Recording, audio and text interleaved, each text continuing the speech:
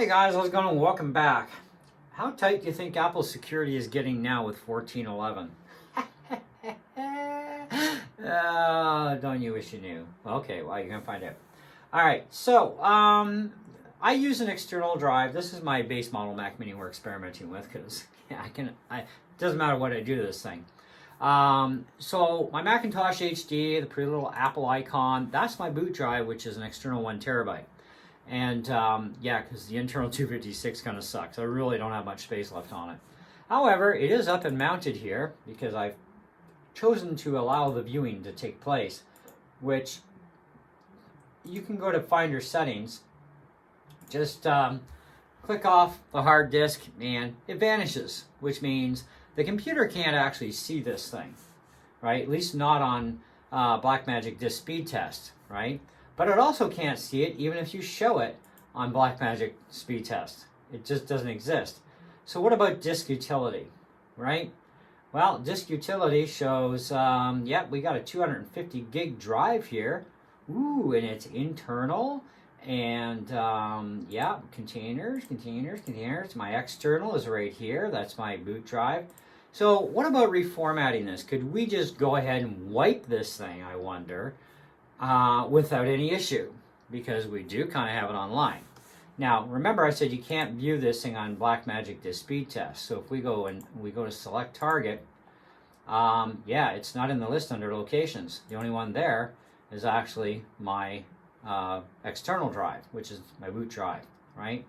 So it's kind of like, interesting. So, yeah, I guess we can't speed test this drive. Woo, that sucks. But we should be able to actually format this thing, okay? So we're going to say, let's erase the disk.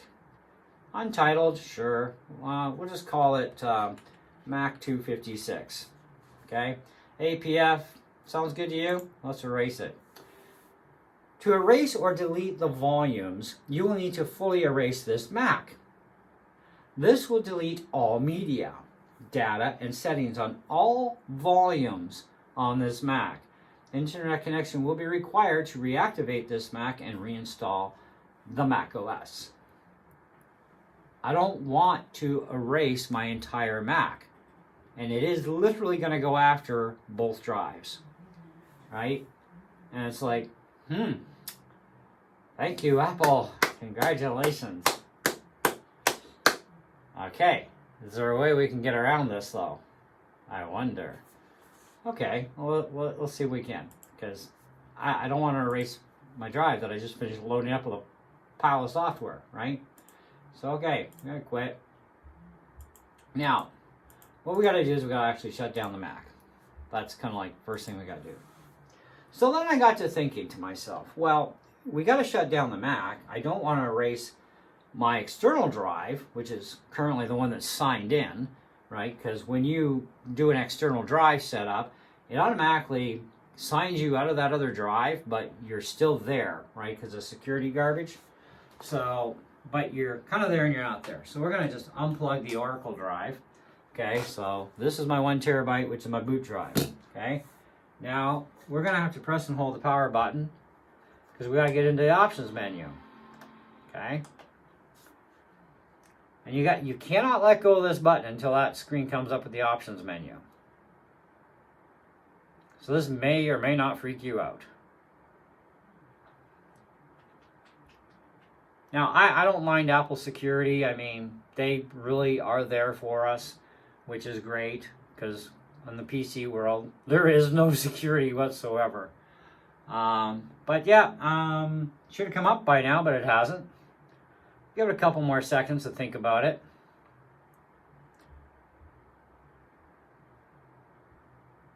So obviously this is not working. This is not good, right? Okay, so we'll let go of the button. We'll press and hold the button again. Do a force shutdown.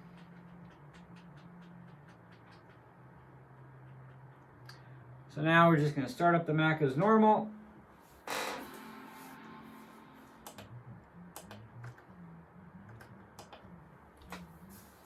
The goal here is to see if we can get it to re-recognize the drive when we're using an alternate operating system. Because we can't do much with the drive when it still has an OS on it. We can show it, but we can't speed test it. We can't erase it and use it for data the way we tried to do it. That doesn't want to work. So now we're going to try and boot the darn thing up with just that being attached. So no, there's no external drives attached. This actually gets to be a little bit, honestly, very freaking stupid. Okay? We got nothing happening here.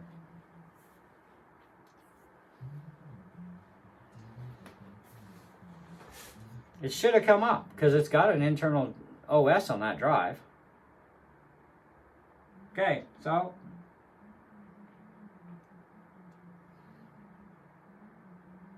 now we're gonna have to do a force shutdown.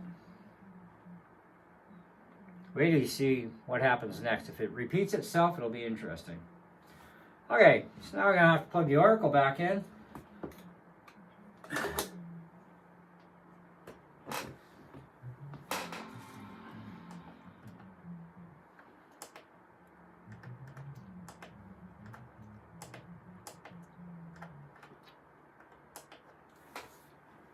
Look at that, we get a choice.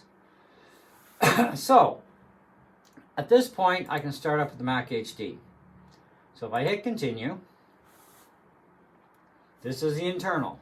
This is the only way this is going to happen.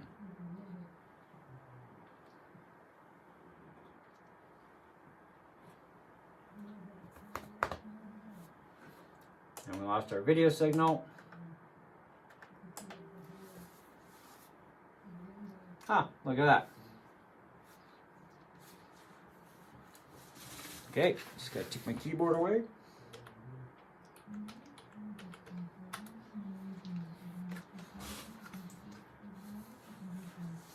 Oh, look what's on the top now. Yeah, just ignore. So now we should be able to go into disk speed test. Now by default, it goes to the operating system drive. Whatever, I don't care, later. So this should be the internal. We'll know that because of the speed. And look at that. 2738, 2956, 3012. Voila. Okay. Device added to your account. Your Mac is now called a new name. I'm screwing with this thing so bad. Now I got to remember which one's going to be which when I airdrop crap again.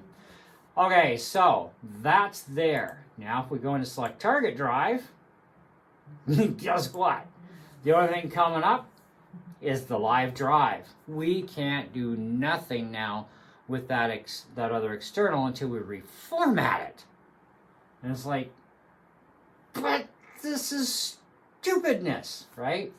I totally flippin' agree. Okay? So, now what? Well, as long as these two are attached like this, okay, this is going to be a bit of an issue, okay? However, because this is now offline, we can take this and we can dump it out. Now, we unplug that. This is our main drive, okay? Shut it down. Ooh, there's an update. Yeah, who cares right now? Actually, about this Mac. Yeah, 14.11. I don't know what the update is. I don't really care at this point. Anyhow, so let's shut it down. So we're not signed in, technically, okay? Because, you know, it did say Apple ID, blah, blah, blah. All right? So now we're going to let it shut off. Now we should be able to reboot this sucker.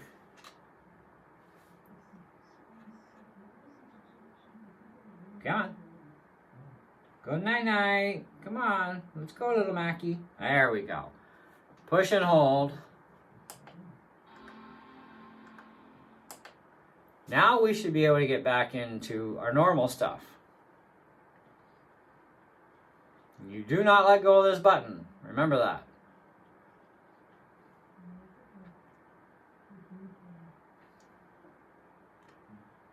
.14.1.1 has some very big annoyances. This is one of them.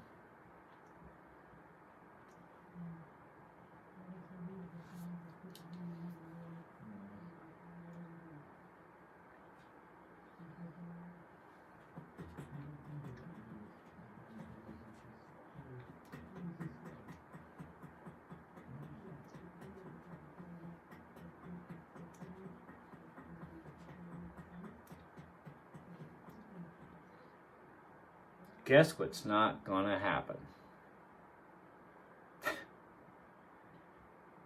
So my best guess is we're going to have to start this thing back up, get back into the external boot drive, and sign out.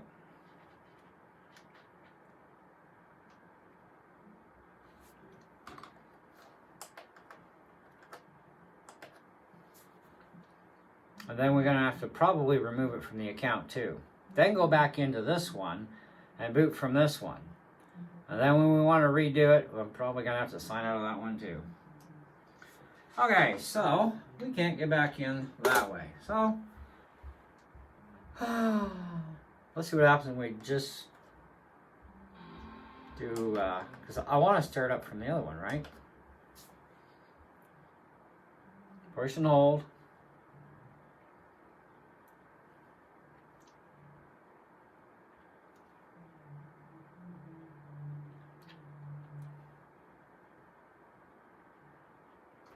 Okay, voila, we are back in.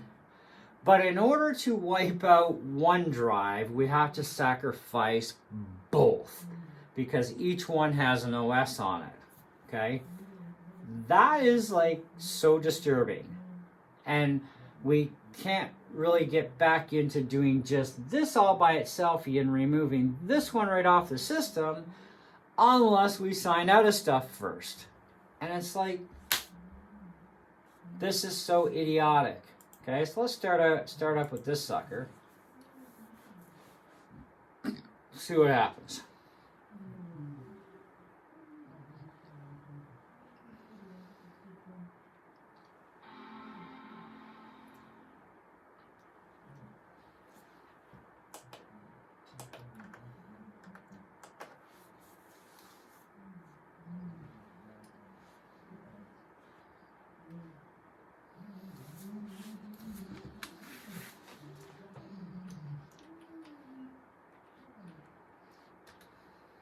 I am quite impressed that we don't have to necessarily sign in with an Apple ID with that cloud lock stuff, but that will take place later on when you reset up your OS.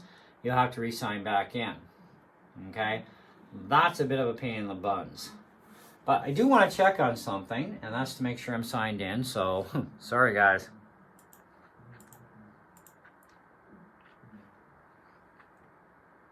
And yep, I am actually signed in. So I don't have to reset up my sign in, my password on this OS, but I will have to redo it on the other one. So, which will sign this one out automatically. Whether that drive is on there or not, it's probably not going to make a difference. Okay? But we can read from this drive. Like we can take a program off and we can copy it off. So if I want this off of here, I can just, boom, I can do that. That's not a big deal. Easy peasy, no problem.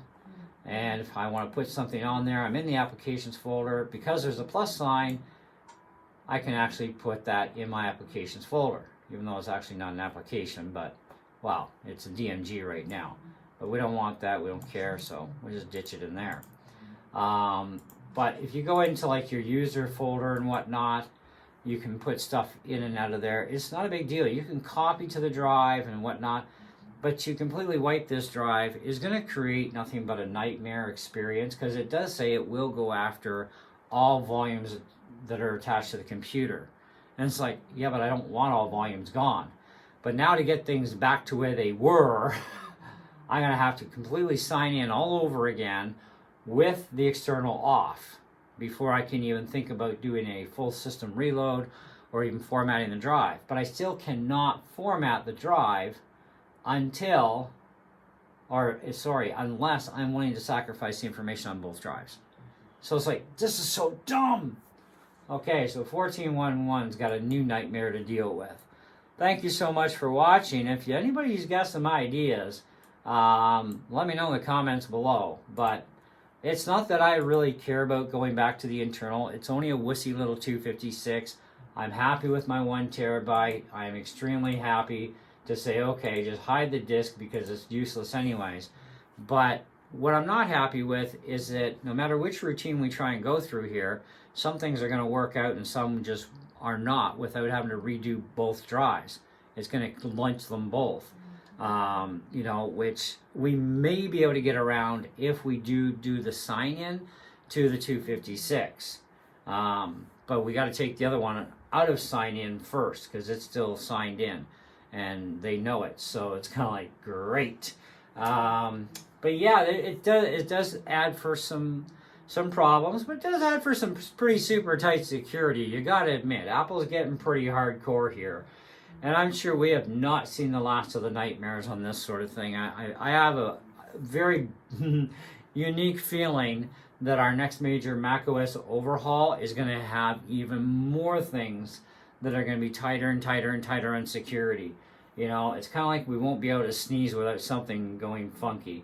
But like I said, on one side I agree, but on the other side it's like, hey, what if that actually was a 1 terabyte or a half terabyte drive like I have in my other mini, and I wanted to use that half a terabyte because I needed it? Well, this is going to create a big huge problem to try and get access to formatting it to use it, because it does have an OS on it.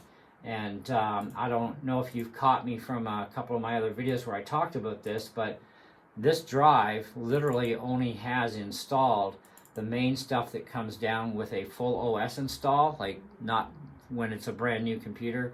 So it's very limited on the apps that are here. Same as your utilities. This folder is showing empty, but we can't view what's actually in there because you got a lot of stupid security garbage, right? But in total, we actually, let me see if I can do a get info here on this drive. That's another thing annoying. Our shortcut is gone for that sometimes.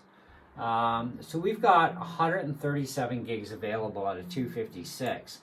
Now that just has like Logic, GarageBand, Max Fan Speed Control, and just the very basics. I haven't ripped out all the other apps that come with the OS download. So that's a lot of space gone. So on a 256, it's not going to last too long, especially for video editing, but you could get away with music for a little while, but you still need to back up everything after you do your job. You're going to have to back up to an external drive somewhere, because otherwise you're going to run out of space quick because of OS updates, program updates. So I'm just as happy to hide the stupid thing, keep my 1 terabyte, I'm good to go. Speed testing the 1 terabyte, we're doing good for our speed. The internal drive is, 3,000 megabytes per second read-write, which is just fine. At least this isn't a crippled mini, like they started crippling stuff before. Since this, like with the M2s, they started to cripple the drives for speed.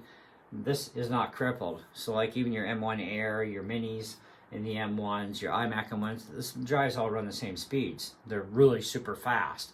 They started to slow them down with M2s until you bought bigger storage, then you could have faster drive. And it's like, screw that. We should have faster drives, period. Anyway, that's what I got. Thanks for watching. Like I said, you got any ideas to avoid formatting both drives? I'm all in for that. I think I got a pretty good idea on how to avoid that, and that does mean I have to sign out of this drive. And I really don't want to have to sign out of this and then remove it to sign into the other one, to just wipe that one naked, reboot the system, hopefully if it'll reboot even, with having this other drive reattached, because I have a feeling it might not, because we had that problem just trying to get the thing to come back up and post again unless we hooked this back in. So that was kind of interesting. Thanks for watching. Catch ya.